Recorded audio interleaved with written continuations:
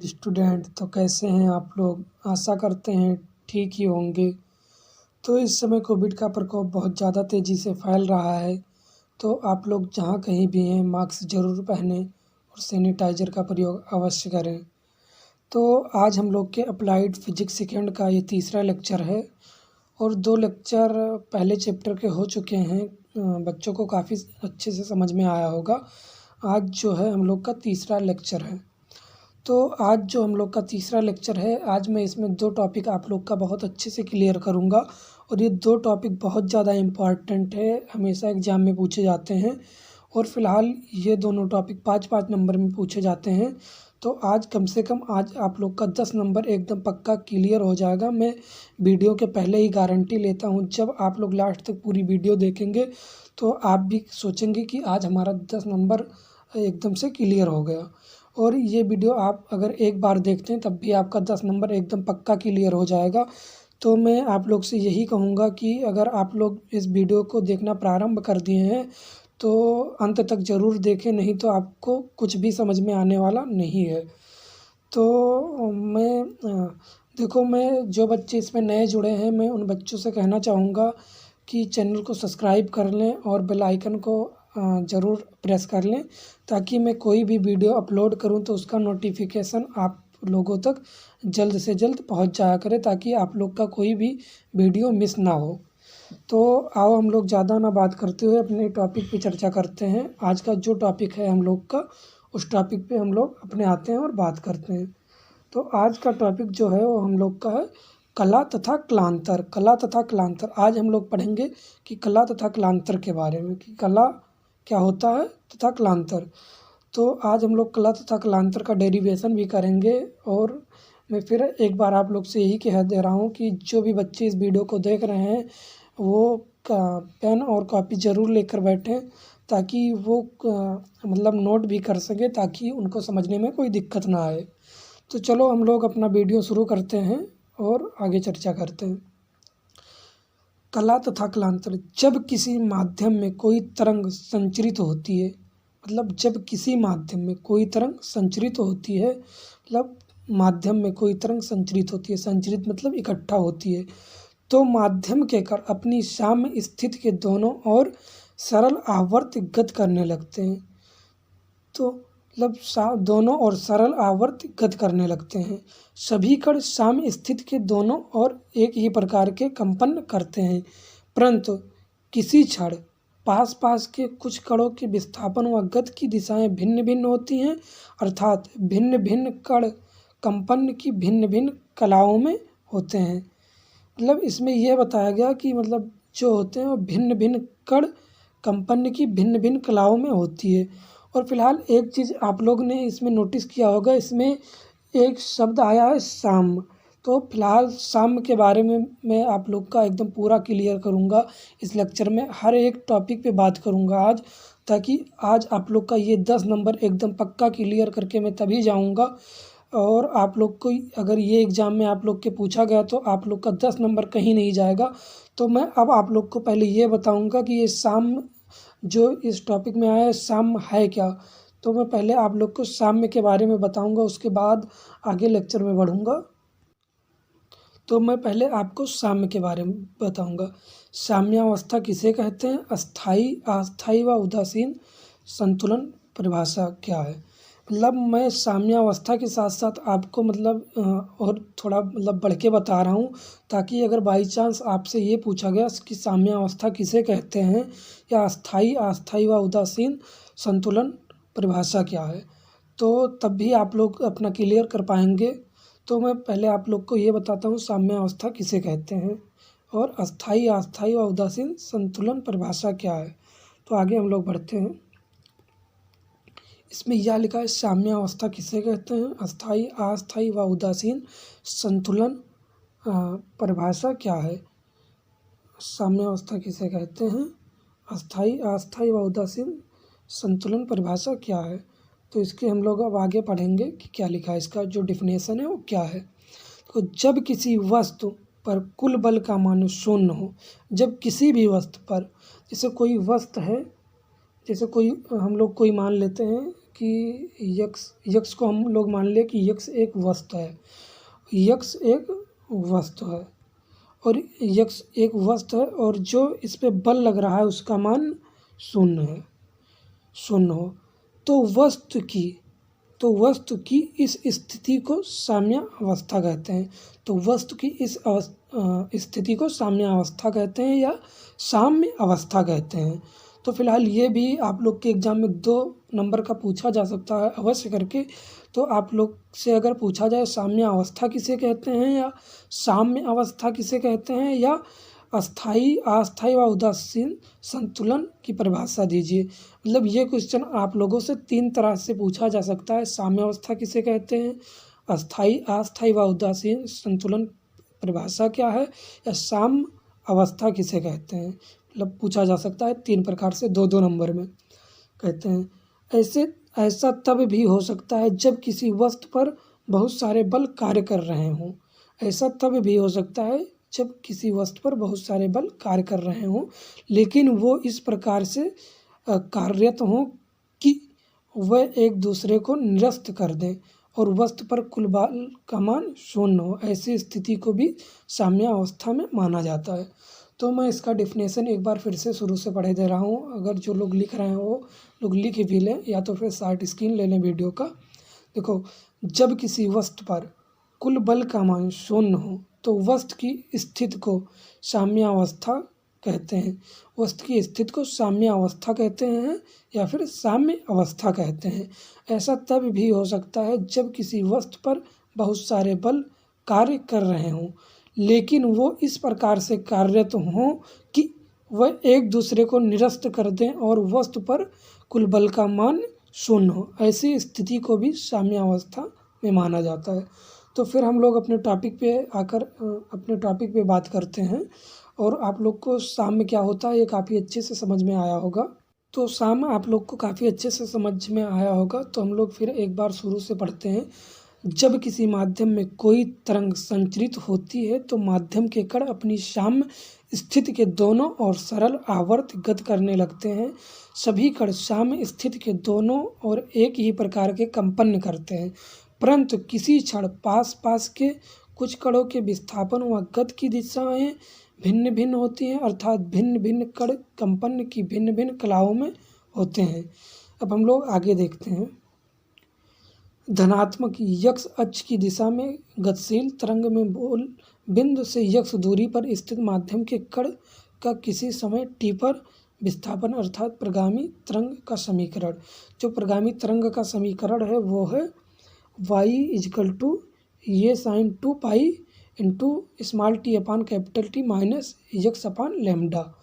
ये फ़िलहाल इम्पॉर्टेंट है। आप लोग में बहुविकल्प पेपर्स में ये पूछा जा सकता है कि प्रगामी तरंग का समीकरण क्या है। उसके बाद आप लोग को 4 ऑप्शन देगा, उसमें से एक ऑप्शन सही रहेगा, बाकी 3 ऑप्शन गलत रहेगा।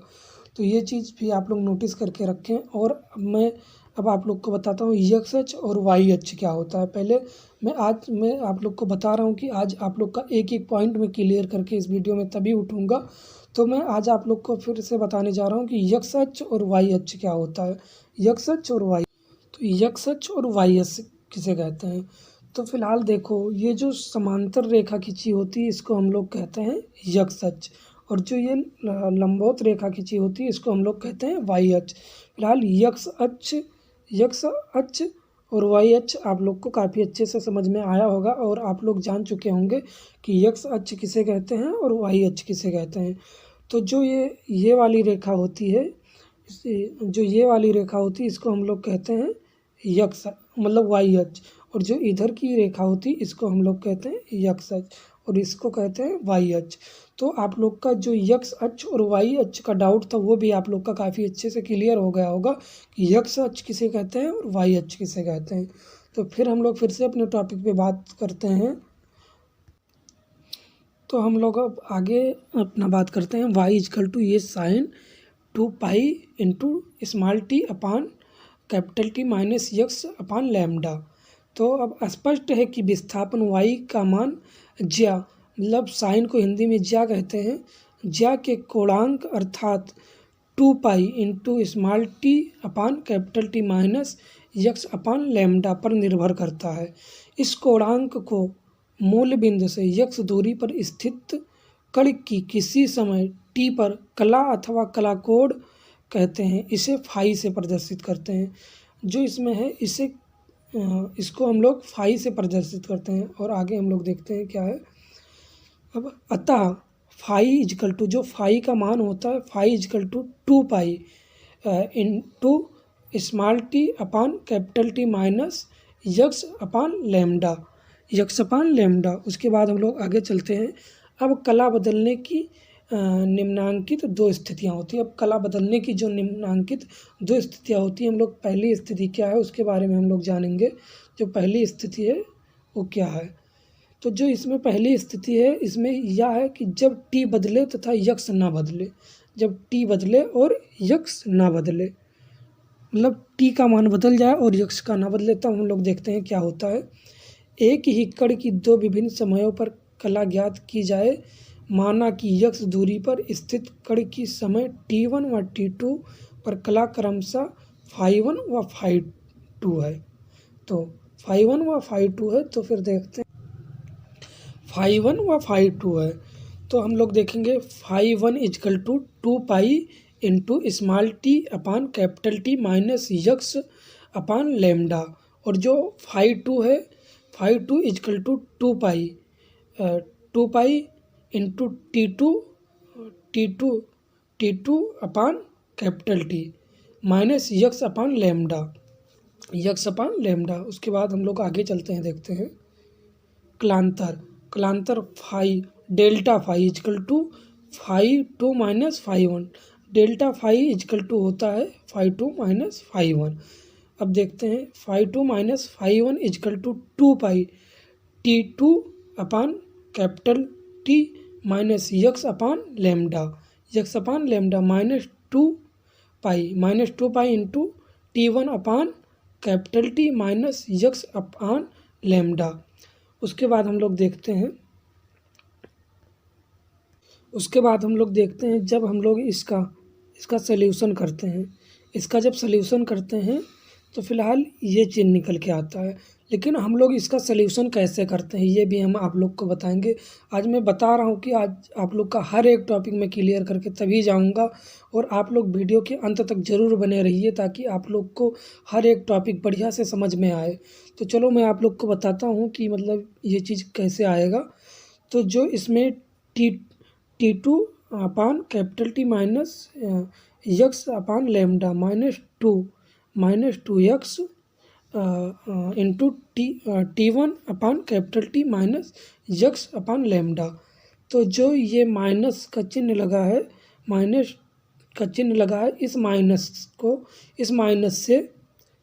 इस माइनस से हम लोग इधर मल्टीप्लाई करेंगे।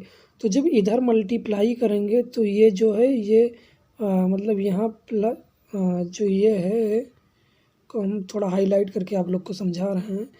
तो जो ये है ये +2 पाई हो जाएगा और जो ये t1 अपान t2 है तो ये फिर फिलहाल इधर भी माइनस लग जाएगा और ये जो माइनस है ये प्लस हो जाएगा, ये माइनस वाला ये प्लस हो जाएगा।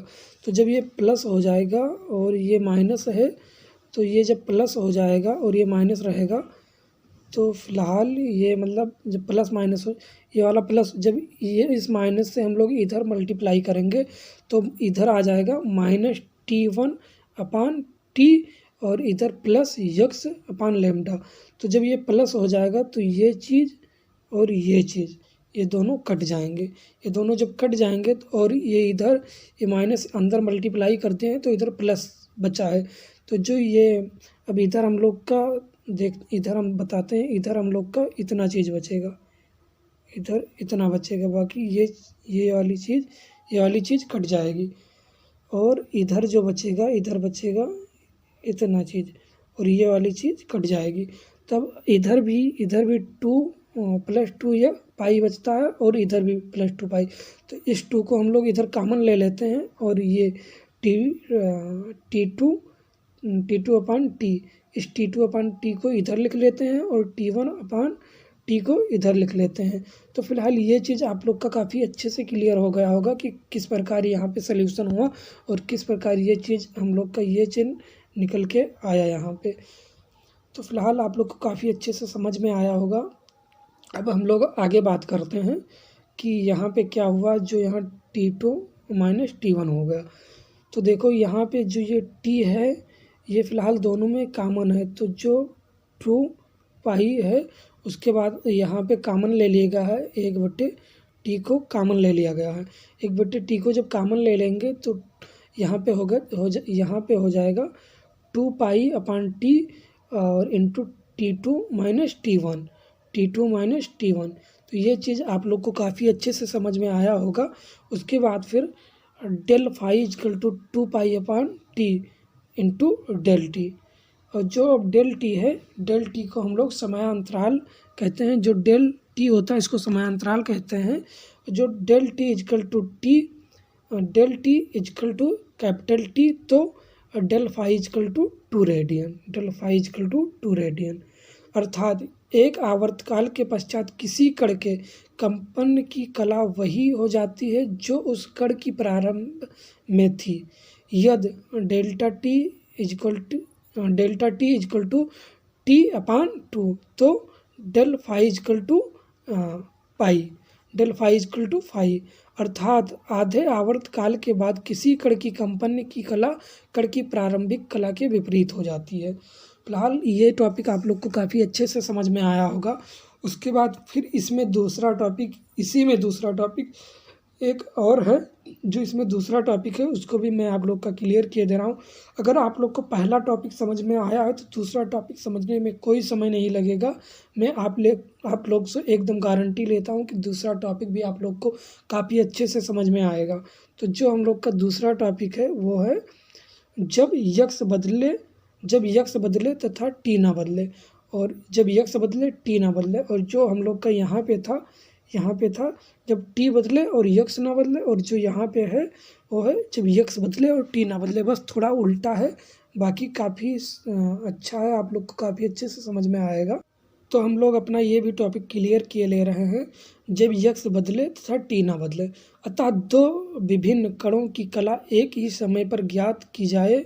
माना किसी समय टी पर x1 दूरी पर स्थित कण की कला φ1 और x2 दूरी पर स्थित कण की कला φ2 है। तो अब φ1 is equal to 2 pi small T upon capital T minus x1 upon lambda, और φ2 is equal to 2 pi into small T upon capital T minus x2 upon lambda. और फिलहाल अब तो इसमें ज़्यादा चेंज नहीं हुआ, थोड़ा बहुत चेंज हुआ, जहाँ वहाँ T1 T2 के जगह पे x1 और x2 रख दिया गया है। बाकी कोई ज़्यादा चेंज नहीं है, काफ़ी अच्छे से आप लोग को समझ में आएगा।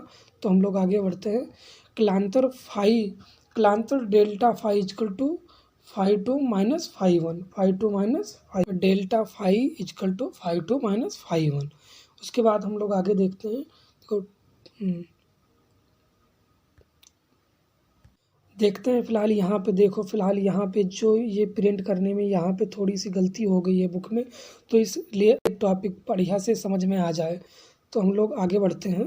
देखो यहाँ पे फिलहाल 2x लिखा है, इसको आप लोग 2 पाई कर लीजिएगा। तो 2 pi into small T upon capital T minus x2 upon lambda, minus 2 pi into small T upon capital T minus x1 into lambda.